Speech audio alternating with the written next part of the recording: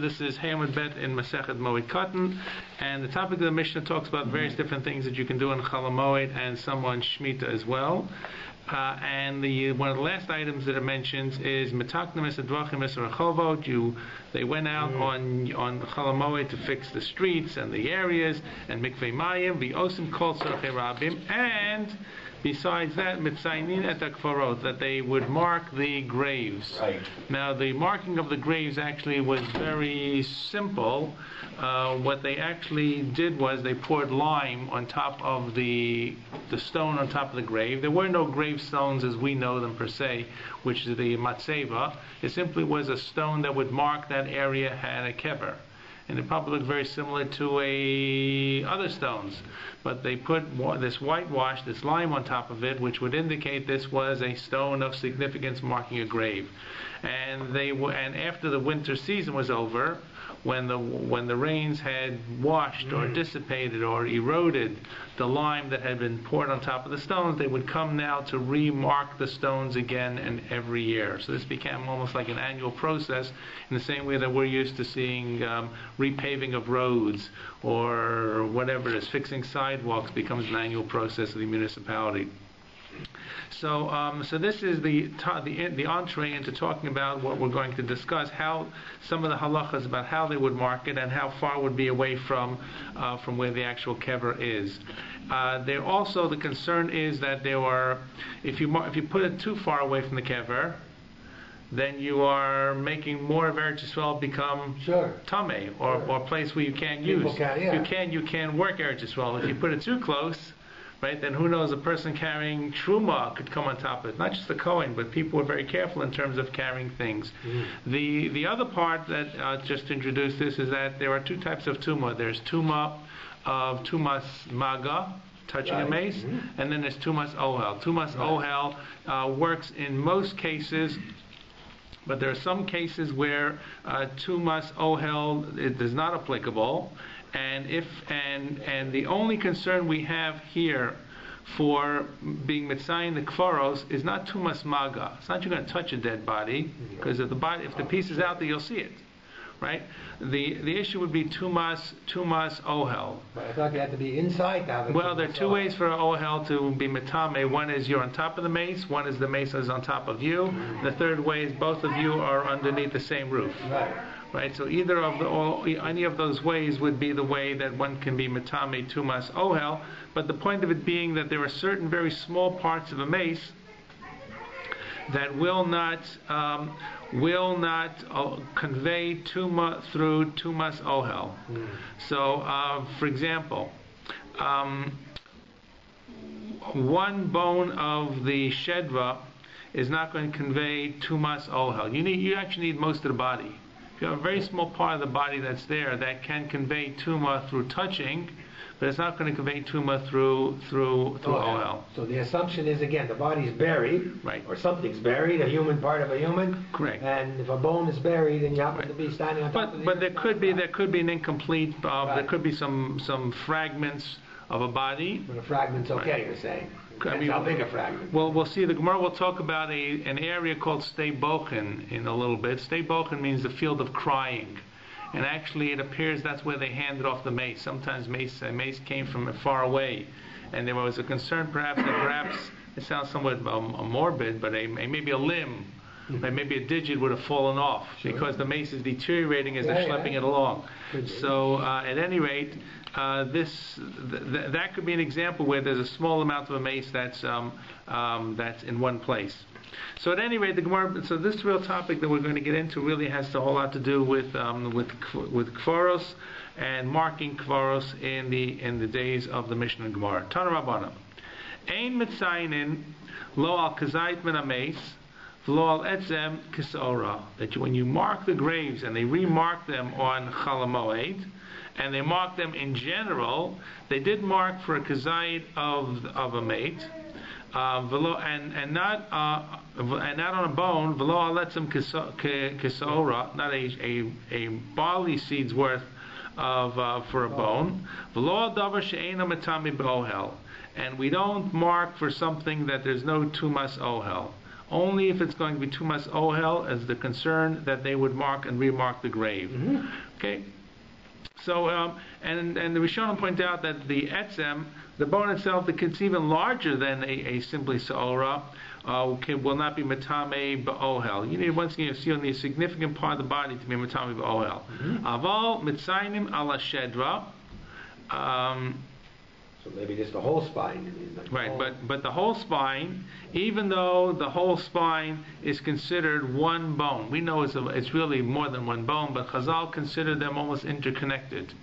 So it's one set of bones, it's like one bone. Vial gugoles, and the same thing for an entire skull, even though it's only a partial human being.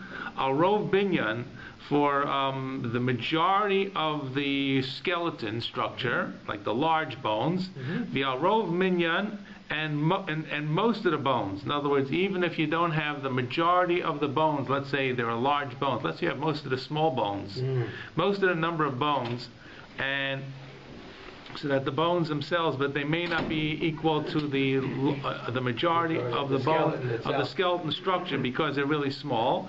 So it's either rov binyan or rov minyan, and all of these will be matame ba'ohel. It's enough of the body to be matame ba'ohel, either the skull, complete skull, or a complete backbone structure, or most of the bones, or most of the bones in number, or most of the bones in, I guess we'd say, in mass, right? So all of those cases are where we're going to be mitzayin the kever, because of the concern that a person could be on top of it and be mitame through tumas ohel. Okay. V'yein mitzayin ala vadayos. And if we know that there's actually a grave for sure, and it sounds kind of funny for us who we put up matzevos in the cemetery, but if you knew that there was for sure a grave in this location, you didn't have to be concerned that it had to be marked. Now, for us, this sounds very unusual, but it's not so, because our cemeteries have sections that are filled in, sections that are not completed. So you can't say I go into a cemetery and I have to, and it's for sure a grave there. As a matter of fact, in a modern cemetery, Kohanim are really probably allowed to stay on the road. Right, a Kohen can go into the cemetery if they stay on the road, and the cemetery is a new cemetery where they were very careful that they paved it before they started putting in graves. And all our bodies are coming in coffins, so there's never a chance of something being disattached or dislodged, and they're buried on the ground, so forth and so on. So therefore, for something that's vadei kever, seeing everybody knows that there is tumah there, and people therefore are not going to go there carrying when they're tahar and carrying something tahar. Once again, this is not only about Kohanim; it includes even Israelites, right, who wanted to stay tahar, or who were carrying things of tahara such as truma. Right, so there, once again, they were concerned as well, whereas we may have perhaps less of a concern if we're not a Kohen. Aval mitzayim ala sveikos, but where there's a suffix, if there is a ohel, and the Gemara is going to explain, then we do mark what the grave is. Now, what is a suffix that there could be a suffix of an ohel? So the Gemara gives a few examples. Ve'elohena sveikos, and here are the examples of what are sveikos. So schachos upros ubeis peres. So schachos is a case where the trees have come out. There's overhanging branches, and you sometimes see this in the old batei kfaros, where there's a tree that's hanging over a basic kfaros, and consequently goes out. I remember visiting a friend years ago in Boston, in Brookline, and when we went to shul, we had to walk across Commonwealth Avenue because the big funeral chapel, I forgot what it's called, had a big tree hanging over it. And if you walked on the sidewalk, the tree was going to be the ohel on top of the funeral home and on top of the person walking there. And chances are, if it's a Jewish funeral home, chances are there's a mace there. So that's an example where, but on the other hand, you don't know, is the tree really over the grave, not over the grave? It's hard to ascertain it. So it's not over the grave, it's not like a stone on top of the grave, it's really like a tree hanging over.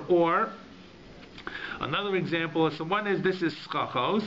The next one is praos. Praos is like a fence. The Gemara is going to explain it's like a fence, which, like a wall, but the wall is at somewhat of an angle. So it's possible, it's hard to really understand this, it's possible the wall is hanging over, because the wall is tipping, the wall is hanging over some of the graves. If the wall be straight up and down, there's no grave underneath it. But let's say the wall curves, or the wall is at an incline, or it's not built in such an exact fashion, it's possible that it could be over. Now it's hard to understand what this is. If you're inside where the grave is, you would know it's a grave. So maybe the fence, maybe it kind of jiggles back and forth. But once again, this is what is called suffix, because you really can't tell what the fence or what the wall is really over. It's a wall, not a fence. And a BAYT Paris. And a BAYT Paris, the Gemara is going to explain what a BAYT Paris actually is. It's there are two types of BAYT Parises. One is a field which we know there was a grave there, but we don't know where the grave is. Okay, it's called a kever shenevad. In other words, there's a tradition that someone was buried here, but who knows where, and it's not marked. I'm sorry? It's a big problem. If it's a big field. I mean, if it's a size. Yes, it is. And the second case is where there may have been bones around, and the question of whether they can be broomed away. Right? That's a different type of BAYT Paris. There's a third type of BAYT Paris, which is called a steibuchen, or steibochen. So that's about, this is what the Brisa says. The ein mamidim tzion b'makom tuma shelo lahavsidas ataharos. So the Gemara makes two more statements. The Brisa makes two more statements. It's almost contradiction. One is that tzion, of course, refers to the marker, right? So the tzion, the marker, you don't put in the place of tuma where people can't see it. Because if you mark it right on top of the grave, right, you're gonna hit it before you know it. Depends how big it is. So it depends. So in other words, we have to appreciate we're talking about very simple stones. Yeah. So and it's a stone that looks like any other stone. Think of a boulder, only it's been covered with limestone. But if it's really not visible until you're on top of it, well, it's too late. Right? It's like saying, it's like having a construction zone. They warn you in advance, because if you're speeding along and suddenly you hit the construction zone, it's too late to do anything about it. And so on the one hand, you can't put it on top of the place of tumah. You just got to put it a little before. And you can't put it too far away, because you don't want to make the people that will not be able to use Eretz Yisrael. And once again, it's going to impact upon the use of the land of Eretz Yisrael, which has a certain, we want to use it, and it looks like there's almost like an isser to minimize using Eretz Yisrael, very apropos kind of theme for today. And also, you'll practically speaking, people won't be able to get by. You're going to impact upon Eretz Yisrael. You're going to impact upon the travel. So there are two things going on here. One is spiritual, and the other is, practically speaking, you're not going to use it. So you're making Eretz Yisrael become considered tameh when you don't have to. Right. So you have to kind of compare or look at both of them. One is you don't want to put it too close, and you don't want to put it too far. So those are the conflicting values, and I guess you have to kind of just do it close enough and far enough that it makes sense. So now the Gemara says, so this is the Brisa, and the Gemara has a number of questions on it. First question the Gemara says, and it's a bit of a digression from the normal themes of Chol MOED, you'll see.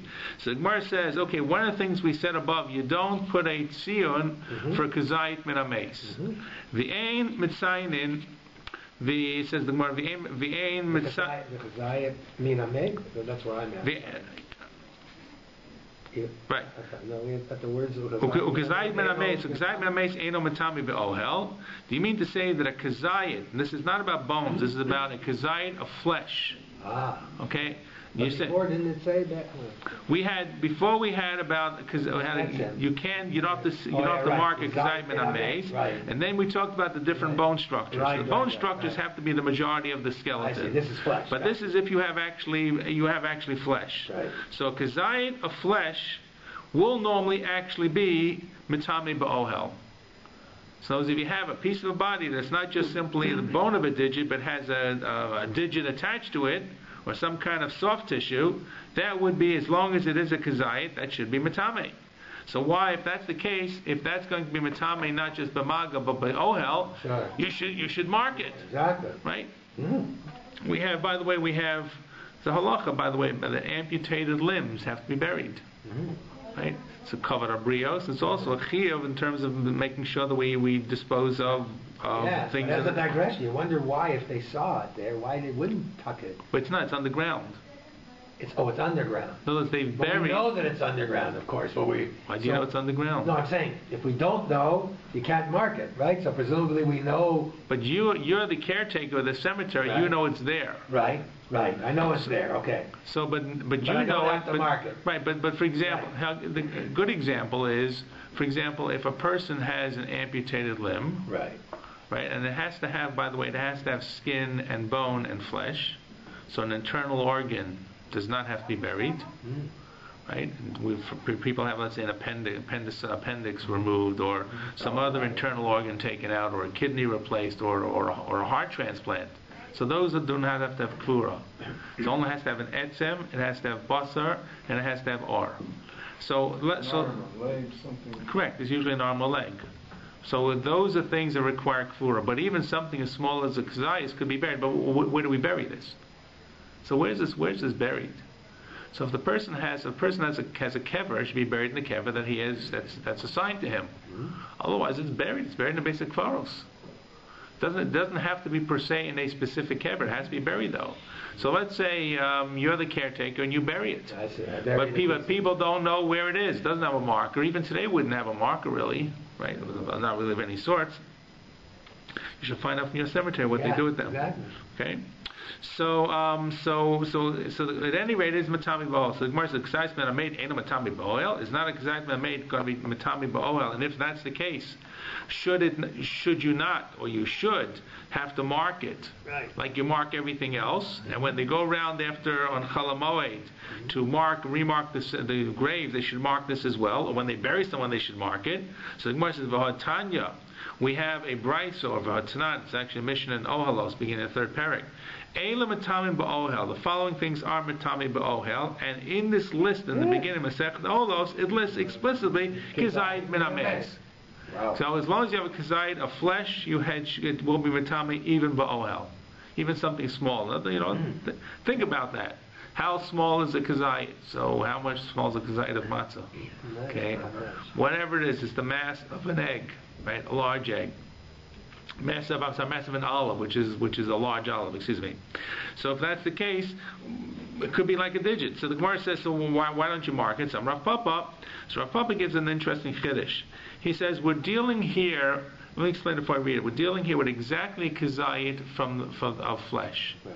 What's going to happen in a very short period of time? The creatures are going to take it apart. Well, more importantly, it's going to shrink. It's It's going to gonna desiccate. shrink. Definitely. Right? As it breaks down, it's going to become smaller and smaller. As Not the only moisture goes away. the moisture goes away, it hardens up. So if today it is a kazayit, by tomorrow it'll be less than a kazayit. Right. And if it's less than a kazayit of flesh, it's not matami ba'ohel. So what will you have a funny kind of situation? One of the values here is not to make Eretz Yisrael tamei. Right. So if I mark it today, soon it's going to be less than kazayit, and it's tahar. Not that I'm disrespectful, but I don't have to worry about it for 2 months old. 2 months mag, I don't have to be concerned about it because it's below ground.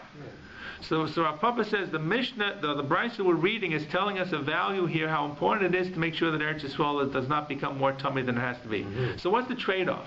Today I'm going to protect the person from becoming tummy, but I'm removing this piece of Eretz Yisrael forever and ever. Right. Well, but it's a better trade-off to say I won't remove Eretz Yisrael, and today someone may fall into a trap and become tummy, but it's only temporary. So therefore I don't want to mark it. Now, you probably could argue mark it today and unmark it tomorrow, but the Gemara says these markings were just done once off. It's like, think of them as renovation of the roads. The city comes by once a year, and your block is being renovated. That's it, and that's going to be it until they come to the cycle again. They don't come back every month to look how the road is. So that's the same thing with kvaros. So the Gemara answers, Rav Papa answers, Rav Papa, hacha b'kizayit mitzumta maskinon. We're dealing here with exactly a kizayit, okay? It's exactly to the iota 1 kizayit, okay? And the sof mechser chaser.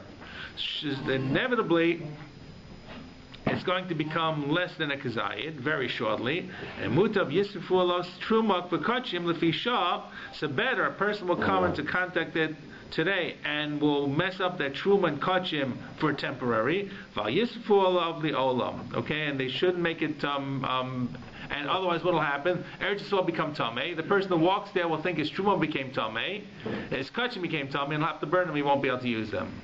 Okay, we're on Hamad Bet. Okay.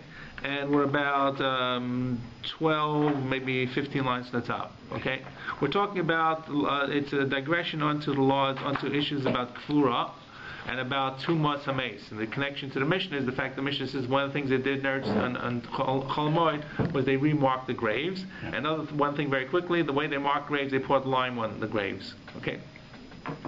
So this is the first explanation about the Mishnah, about the Bryce, excuse me. Now the Gemara goes back and tries to explain what exactly the sfeikos were that we mentioned before. I talked to you outside what they were. The Elohena sfeikos. We're marking when there's a suffix. What's a suffix? Schachot upros. So what is schachos and pros? The Gemara explains. It's very clear. Schachos, ilan hamesach al haaretz. It's a tree. Mesach means it shades or leans over on the land. So there's a tree that's over a grave, or possibly over a grave, or maybe even as it blows back and forth, it could be over a grave. And pros, okay. Well, we almost timed it well. Sorry, guys. Okay. It's okay. So one is schachos are the tree that leans over, and pros are avanim pruos hayotzim min hageder. These are stones that are sticking out, which come out of the wall. So it even could be, I suppose, if not even it's leaning, but there are different things sticking out, jutting out over the grave. Okay, so Hayom Bet. Okay, and the Gemara says and the third thing is the third suffix is BAYT Paris. Okay, so the third item that's a suffix is a BAYT Paris, and that's really a suffix because we don't know where the grave is, as you'll see in a moment. So all the others, all these cases are cases where it may or may not be ohel over a grave. Either the tree could be waving back and forth, and at the time you go by, maybe it's going to be waving over the grave and you at the same time. The pros are the stones that are maybe jutting out over the grave, and the third one is BAYT Paris. Kiddutznan, as the Mishnah says, once again, Masechet Olos, HaChoresh es HaKever, Harei hu ose BAYT Paris. If a person plows over a grave, okay, it wasn't done intentionally necessarily, but a person was buried, the plow comes through, and they have it all the time now. They're only not plowing, but digging up or whatever, building roads in Israel. It happens in Eretz Yisrael, but it actually happens in North America in redevelopment.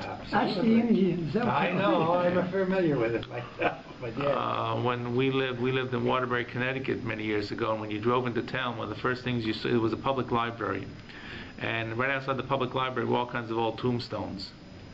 They were like lined up against the wall. So and it ended up being that where the library was an old colonial era cemetery. And I guess in the interest of redevelopment, they just kind of took all the stones and put them up against the side and redeveloped the area. That's called the BAYT Paris. I don't know necessarily when they Jews there. Okay, and by the way, it's a machlokas whether goyim are metame be'ohel, whether non-Jews create that sense of tumah. There are shitos that say they do. There are shitos that say that a tumah of a dead non-Jew is conveyed through tumah. And there are shitos on the Rishon that say not so. So is it a common practice that a kohen does not go into a cemetery that's goyim? So it is and it isn't. It actually, to kind of take this one step further, there was an article on a number of issues back, I believe, in the RJJ Journal, those who read that, about whether a kohen can go to a museum. And this actually is not a museum of art necessarily, a museum of something like the Ram or something like, which may have, I'm sorry? The mummies. Well, the mummies are a perfect example. That's clearly, right? Now that's you don't touch them, they don't touch you, right? Or in fact, maybe for even native Canadians, right? Aboriginals, they may have something, and even if you don't see it, you don't know what's in their basement. Right. All kinds of things that are kept there, and so that's so. I actually learned when I read the article, I remember reading it, that there are many shitos that are choshesh a kohen should not go to a museum. Sounds like it's not just going to a basis cemetery. The hospitals are okay. Okay. So now on the other hand, I can think. I remember before we came to Toronto, we lived in Wilkes-Barre. And the cemetery in Wilkes-Barre, the Jewish cemetery in Wilkes-Barre, was built next to a non-Jewish cemetery, which is about very common in communities outside larger centers, because you have one caretaker look after it. Usually it's zoned that way. They don't need that much space. They purchase part of it. But I do recall very, very distinctly that along the wall next to the Goyish cemetery was a row for Kohanim. Mm-hmm. So, no, specifically, not on the outside like it usually is, but right against, was the outside of the cemetery, right against the Goyish cemetery. And obviously, when it was built that way, it was constructed along the shito that the relatives could come, right, to Chodesh Elul, Yurtzeit, and so forth, based upon those shitos. So there are different opinions about it back and forth. It's probably a better thing that a Kohen should be Choshesh and not to touch it. I also remember with a case with Rav Soloveitchik many years ago. This is a long time ago when I was at YU, where the building that housed where the shur was the college building, university building housed where the shurim were. It's called First Hall, and also housed where the college university classes were. In the basement, because it had university classes, in the basement it had science labs. Okay, this was before they maybe moved them out. In the science lab, they had various different specimens. In the bio lab, they had specimens. So they didn't have a full skeleton, but they surely had skull. So I distinctly remember one of the more kanoi individuals of the shir going to Rav Soloveitchik, and by the way, he was a Kohen. His name was Katz. Okay, in which he actually was very upset about these in the cases in the basement. Rav Soloveitchik, he was on the first floor, the third floor, and this was a case in the basement. And Rav Soloveitchik basically poo-pooed him and said, "Leave me alone." And he signed and the fellow actually quoted the sheet of Rabbeinu Tam, I think it is, which actually is choshesh for Tumas Oel. Rav Soloveitchik didn't feel it was an issue. And as far as I know, the skulls never got moved, right? And this Katz came to the shir, and Rav Soloveitchik was happy. So everybody, I'm saying, so that is actually the back and forth, but there are definitely shitot about it. But you really wonder in a country like Eretz Yisrael, by the time of the Mishnah, I mean, there have been so many wars and so many, and I don't remember a couple of the, of course you could say it's in the days of the Mashiach, right? One of the Haftarahs I'm trying to remember, it talks about it'll take 7 months to bury every, you remember that? Right, correct. So you wonder, like in Eretz Yisrael itself, how is it possible? They did wherever they could. I mean, you know, the number of graves that they're talking about Goyish graves especially. I mean, the wars that went on and for 1,000 years before this. Correct, but actually, remember there are different ways in which they bury nerds. So they're burying in caves. Right. Yeah. Well. So there were burial caves as well. There's something called likudat samos. They put the bodies out till the body's desiccated, and then took the bones and reburied them. That's you know, if you're you're taken care of. But you wonder, like soldiers, Goyish soldiers killed, and would think they. So there were concerns, right? You know. Yeah. But by the way, just really off the topic, but as you, I'm sure know, on the, which side is it? Not the western wall side, the other side, the Har HaZeitim side of the old city, there is a Muslim cemetery. There and that is because the Muslims actually believe that when Mashiach will come, Mashiach is going to come to Har HaBayit that way. Right. And there's what they call the Golden Gate. The Golden Gate was like a gate which is closed, which is sealed. Okay, and obviously the walls around the old city are much later. The present walls are from 15th century, but there were walls before that. So right outside that, exactly on the opposite side of the Kotel, right, the side that's where the east side, right where it goes down and comes up to Har HaZeitim, there's this cemetery right up against the wall, and the reason that they put it there was they knew that Mashiach would not want to be Matame Ohel over the graves of non-Jewish Muslims. So that was going to keep Mashiach out. That's supposedly the reason why it's there. Because otherwise it makes no sense why they would put a cemetery right there. At any rate, that's a little bit off topic. We're back here at the ranch. So this is a case here about a BAYT Paris. A BAYT Paris is a case where a grave was disturbed, and the grave was disturbed by it was plowed. They plowed the field, and once you plow, actually, the plows went down fairly deep, and it's deep enough that it would disturb the grave. So that means that this grave, the remains could be anywhere in the field. Right, as opposed to what we talked about, a kever that you can identify and mark and be mitzayin.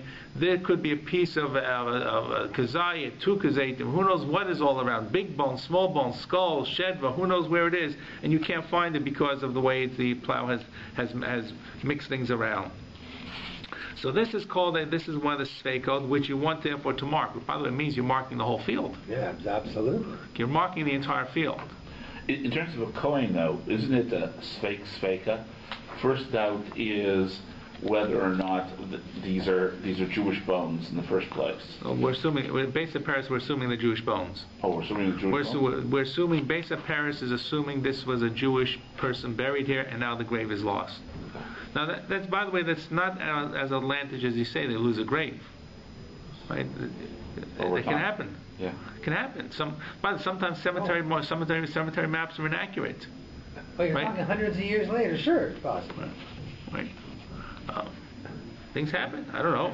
It just happened in Eretz Yisrael now. There was a case where the family dug up a grave, and they found it was empty. Right.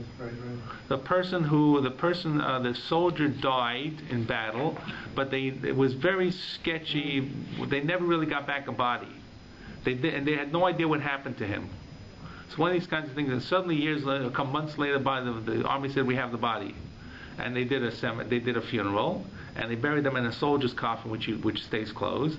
And the family never really felt that things were going kosher, and they asked and petitioned the court to open the grave, and the court refused. And just last week, they finally went in on their own. They took cameras with themselves, and they took people who were forensic and other people, and they popped it open. And guess what they found? Nobody in there. Okay, nothing. So that's a lost grave. It happens all the time, okay? Anyways, so back at the ranch. So says the Gemara, so what is a BAYT Paris? A person plows up a grave. You make the entire field, the whole area BAYT Paris. V'kamahu osa, and how much do you have to really be concerned about this BAYT Paris? Wow, so it's actually quite a bit. Melo maneh mea amma. From the length of the plow, 100 amot, which is 100 amot. So 100 amot from where you thought the grave was. That's now what happens after 100 amot? So the feeling is the plow would have not schlepped the dirt that far. Sure. But 100 amot, let's assume that's 200 feet. Okay, that's 60, 70 meters. But you wonder if is it square or just like one way, or who knows? We'll draw a circle around it. Okay, draw a circle. Okay. Right. That's a big. So at any rate, so this is an example of a BAYT Paris. This is an example of BAYT Paris. The Gemara says, and therefore this BAYT Paris, you also have to mark correctly. Now, what does that mean? So how would you mark it? You can't put one stone there. No. So the Gemara will talk a little bit later. They put sometimes two stones. They put things around it, right? But it was marked at any rate. So the Gemara says, wait. Let's talk about BAYT Paris. Well, BAYT Paris can be matame b'ohel. Does a BAYT Paris really be matame ohel? Okay, we'll assume that there can be a grave there, but really ohel maybe only if you find something there, then you can touch it. And we'll show you. V'amar Rav Yehuda Amar Shmuel. A person can sweep, can broom off a BAYT Paris and go through it. In other words, let's say I want to travel through a BAYT Paris. So one way in which I can do it, and you'll see in a moment there's more than one type of BAYT Paris, but here's the question. One way that I can do it is if I'm sure that I'm not going to touch a piece of a body. It's kind of like going through a minefield. Okay.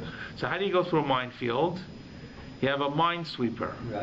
Right? This is the same kind of thing, only you can't sweep below ground, you're obviously sweeping above ground. So if let's say I were to go like a curling broom, and it's like they sweep in front of the rock. They curl. I sweep it in front of me, so that means that this walk has been cleared. I'm not going to touch anything. Mm-hmm. The implication is the only concern at BAYT Paris is going to be surface touching. Mm-hmm. So if I sweep aside to make sure there's no loose ground and there's nothing sticking out, then I'm not concerned about being Matami Ba'ohel. That's the Gemara's question. You're telling me now one of the things I'm concerned for Matami Ba'ohel is a suffix at BAYT Paris, which I have to mark. But you see from this source, that Rabbi Yehuda Mashmuel, that it looks like it looks not like I'm not concerned. Well, it looks like it's really not, to be honest, not an ohel. It just sounds like the only maga is the only thing you're concerned about. Correct. In a way, right? Correct. Actually the case they're talking about is a person is going to take their Korban Pesach to Yerushalayim, and that there's this BAYT Paris in the middle. So that's how to clean it. So then the Gemara says, "V'yamar." So let's go back.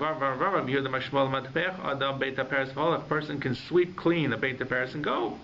Rabbi Yehuda bar Ami Mishmei de Ulamar, BAYT Paris shenidash tahar. A BAYT Paris that was sifted, so to speak, was cleaned, is tahar. So you see that BAYT Paris, it's not going to be Matami Ba'ohel, and yet you said it is. So the Gemara says, well, there are two types of BAYT Paris. Amrav Yehuda, Amrav Papa Lokasha, Kan Besada She'avad Ba Kever, Kan Besada She'nechwesh Ba Kever. Okay, so there are two types of BAYT Parises.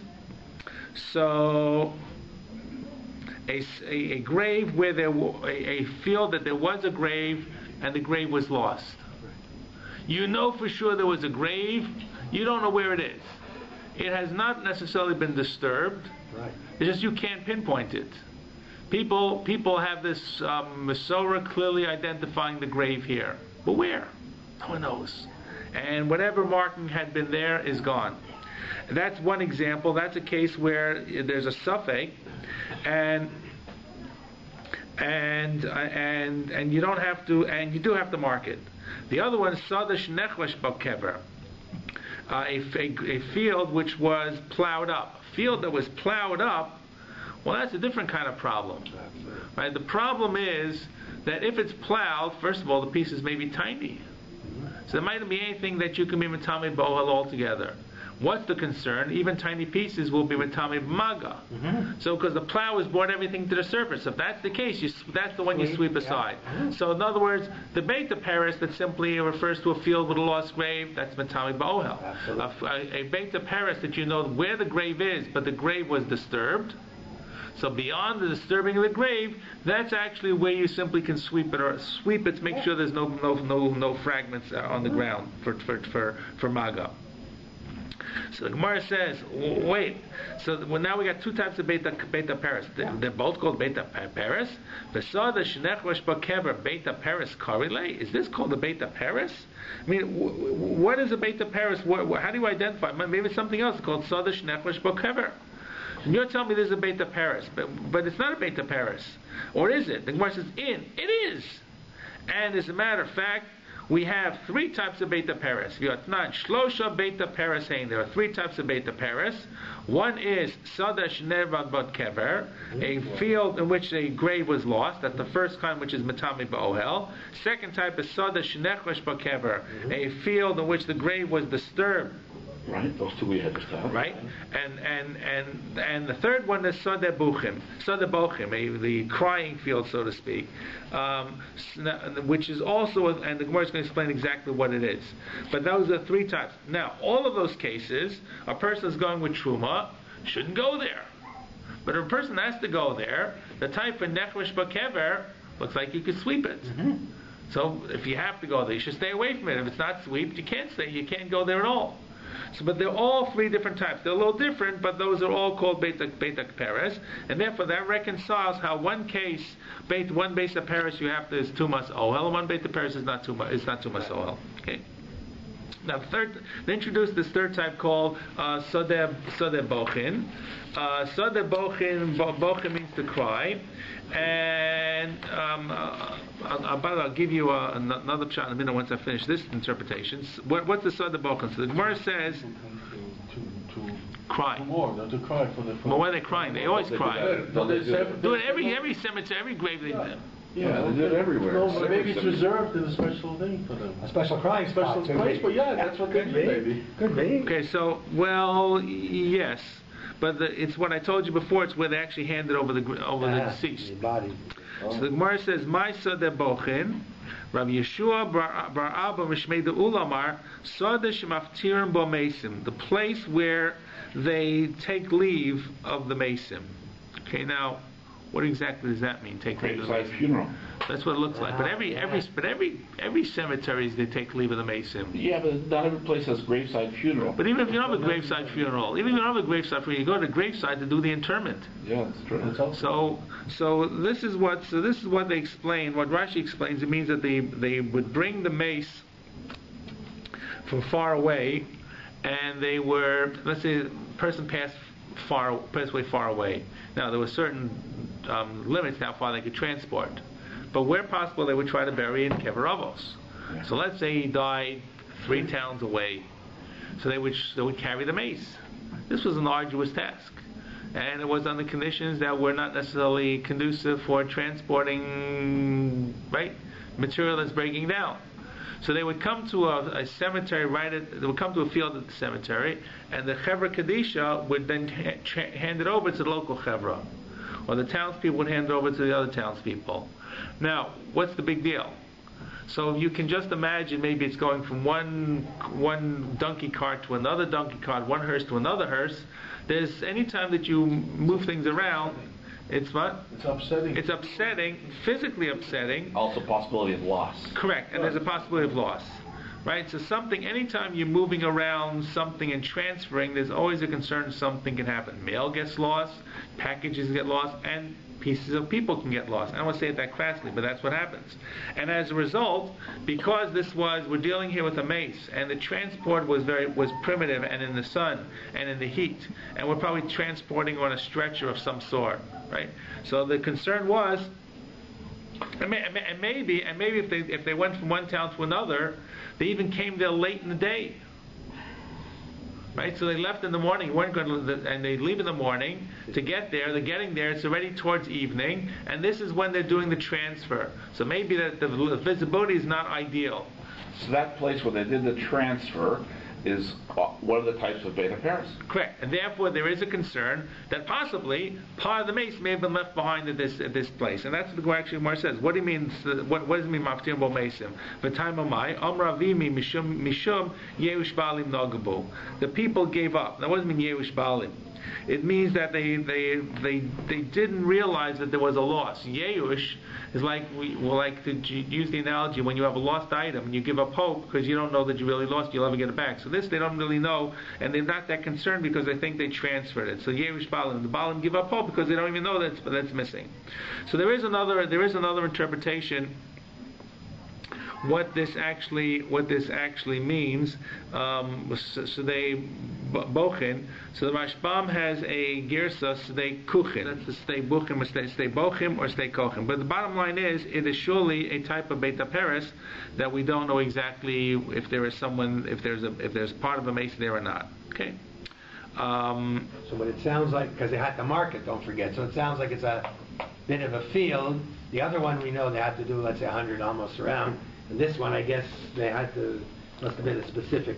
So in other words, if you assume like the pshat of Rashi that this is a transfer field where they transferred when they came, so it means the whole area they'd have to, exactly. Or maybe in that area there was a specific place where they transferred, like a transfer station. Exactly. So that transfer station was going to be marked as Tameh or suffix of Tumas Ohel. If you assume like the Rashbam pshat, it's the Kochim, which was a temporary grave. So obviously they may have had a certain interim burial area right outside the cemetery. So whatever it was, once again, all of these you'll see there, the burial places were not just one place. It could be a field, right? So BAYT Paris is a field or a large area. So at any rate, there's a couple of pieces to this. So the Gemara says, well, now, what are we saying? We said before there are two types of BAYT Paris. One is that you have to Tumas Ohel, one is that you have to don't wear Tumas Ohel. So which is Tumas Ohel? The one that there is a grave and the grave was lost. Right. Which is not Tumas Ohel? Where Tumas Choresh. Where it was correct. So the Gemara says,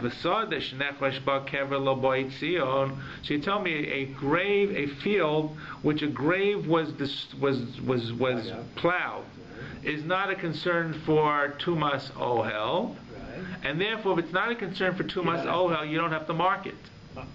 Right? Because for Tumas Maga, right? In other words, you didn't have to mark every place that there were concerns. You only had to mark things where there was a concern for Tumas Ohel. Okay, that sounds kind of funny for us. Does, yeah. Right? I mean, Tumas Maga, normally we wouldn't think it's possible, but there it must have been possible. Certainly in this case it's possible. Okay, well, but you see the marking is clearly for Tumas Ohel, not for Tumas Maga. Yeah. So Tumas Maga you can take care of. So if you had the place that was plowed over, you didn't necessarily. You may want to put a sign up front. I think so. Yeah. Like continue. Bring your broom. Bring your broom. Okay, but you didn't mark it as completely off limits. Okay. Yeah. Okay. That's true. So it's like, I don't know, it's like saying, the road to Yerushalayim that goes over Har Zaytim where they have the big sign, Kohanim can't go. They don't close the road, they just put the sign, the warning sign. Alright, so the Gemara says, is that really true? You find a field, and the field is marked off. And you don't know exactly what is in what type of thing is marked off for. It's somehow marked off that there's some type of tumah there. Right. Remember, these are simply signs. They're not signs. They're simply lime on top of the stones. It doesn't have a historical plaque to say what this is. It doesn't have it's not a gravestone. So this is very technical and very simple. So the Gemara says, let's see what it is. So if you want to know what kind of grave it is, what kind of BAYT Paris it is, you can determine from the surroundings. Yesh bo ilanot. If there are trees there, if that means that there was a kever that was completely disturbed, and that's why they planted trees, because that's why they actually disturbed the kever to plant the trees. Why did they go in to dig, to kind of go with the plow? The reason they plowed the field was they wanted to prepare the land for an orchard. So in other words, if you want to know what kind of, there's something here in this area. Right. You don't know what kind of BAYT Paris it is. Right. If you see that trees are planted, it means that the problem was they disturbed the grave to plant the trees. Gotcha. And after they disturbed the grave to plant the trees, they realized they disturbed the grave. Right.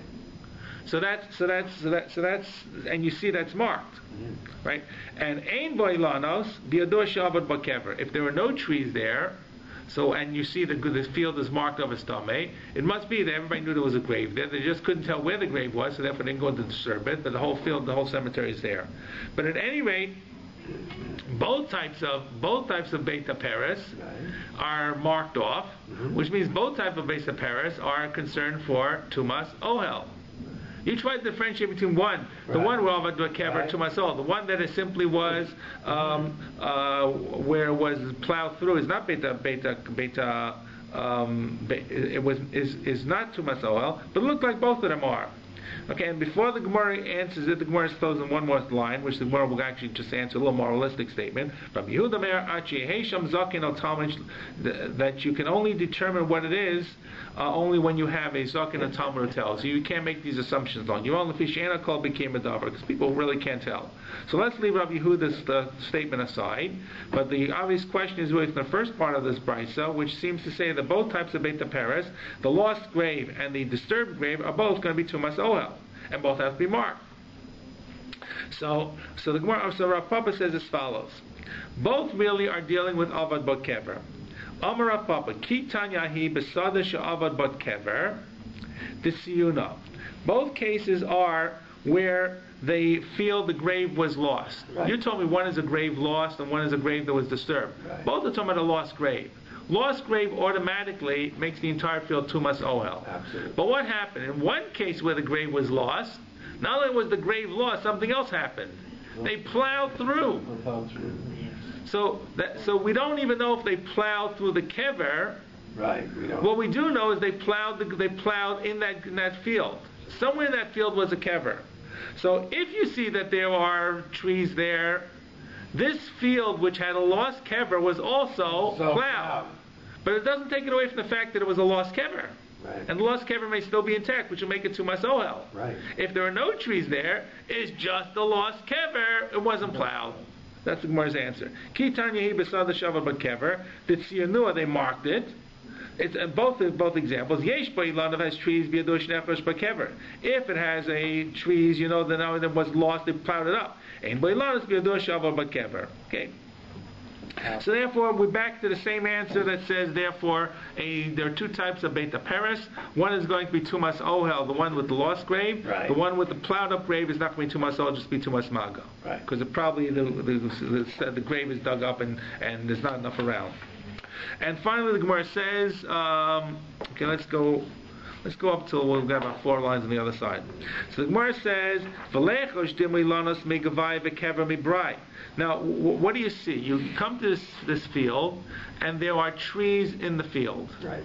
And so maybe the trees are not over the grave. Maybe the trees are on the inside, and the grave is on the outside. So how do you know the trees are actually helping you mark what this is? Dilma ilanos megavai v'kever mibrai. Maybe the kever is really outside the trees. So the Gemara says, "Kiramar ula ba'omdim ala gvulim." The cases where we have trees on the very edges, on the boundaries.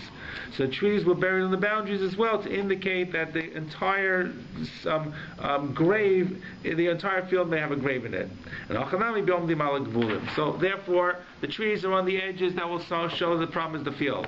V'dilma tuva megavai. Maybe the tumor is inside behind the trees, and the trees are really on the outside. So the Gemara says, b'misubach, it means the trees are intertwined together. They're not in one area, they're all around the entire field. In such a case, if they're all around the entire field, that means the field was plowed up to plant the trees. So in other words, where the trees are is an indication. If they're on the edges, that it's somewhere in the field. Where the trees are in the middle of the field means that it was plowed up over the grave. Okay. Another answer is, how do you know the trees are where the grave is? So then apparently in this case the trees are also serving as the marker for the grave. You want to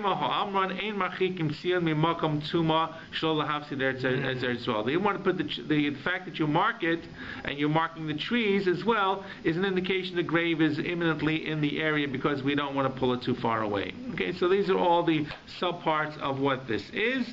And finally we come to Rabbi Yehuda's statement. Rabbi Yehuda Amar Achiyehesham Zaken o Talmud. That Rabbi Yehuda says you can't determine it's based upon trees or not trees, but what will tell you what kind of Beit Paris it is? If it was plowed or dug up, you have to ask the scholar who's there. So you have to find out someone who is the leader in the community what exactly the history is. You have to do your research, and you can't just ask anybody. Fishena called Bikim B'Davar. So in other words, what is Rabbi Yehuda saying here? Who do you go to? Well, whoever the Talmud Chacham. Is the Talmud Chacham responsible for this grave? The answer is Talmud Chacham is responsible for everything. And that's the lesson that we're going to end up with. That if he doesn't know, he'll know who to find out from. And if he doesn't know who to find out from, he'll find out who he has to find out from. So Abaye says, Shmamina, we learn from this, Tzur B'mei Rabbanan, a Talmud Chacham, De'ika B'masa, who lives in the city, Kol Mile D'masa Allah Ramye. Everything in the city falls upon him. And therefore, the only way to ascertain what really happened is to ask the scholar, and it's his responsibility. He can't say, I live in an ivory castle, I live in an ivory tower, I do my own stuff, I'm learning the base measures. He's the guy who's responsible. It's the communal responsibility for Talmud Chacham in the city. That's what it used to be. That's what it, well, correct. And even if it's not his specialty, it is his specialty. Right? It's no longer about, it's about the chickens and about the Ben Adam Machaveira, and it's about everything, every other shadow that comes up, including a lost grave. And it's his achrayus, by the way. It also means it's his achrayus to make sure the graves don't get lost. That's really what it's saying. Okay, so we'll stop here, and there's a little more piece here about the kever, and then we get into actually talk about the last piece of the mission, which is about shkolim. So actually, almost finished the Gemara on the first mission. Steinsaltz has a picture of the stone with the lime on top. Yeah. He says, "Shtei avanim mitzuyanot." So that's the next piece of Gemara talks about. If you have two stones together, what are they really symbolizing? Is each stone separate? Is it between the stones? How do you know it's between the stones, not between the Twins, stones? maybe they're twins. No, not twins. There was